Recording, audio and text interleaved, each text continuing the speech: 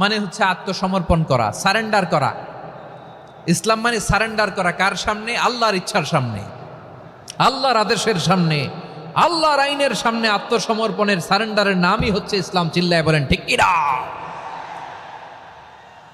কেউ যখন নিজেকে মুসলিম বলে দাবি করে, তখন আল্লাহর কোনো বিধান আসলে, আল্লাহর কোনো আইন তার সামনে আসলে সেটা মানব কি মানব না এমন কথা বলার তার সুযোগ নাই, মানতেই তাকে হবে। আওয়াজ করে বলেন ঠিক কিনা?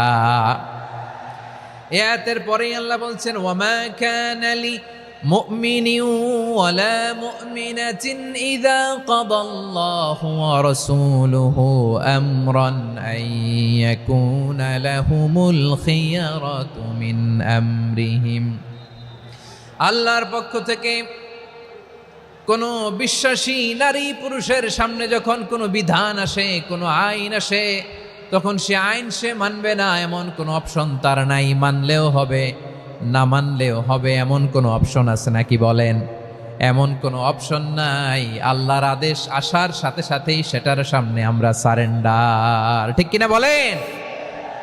আল্লাহর আদেশ আসলেই সারেন্ডার, আল্লাহর কথা আসলেই সারেন্ডার। এখানে আমার কথা চলবে?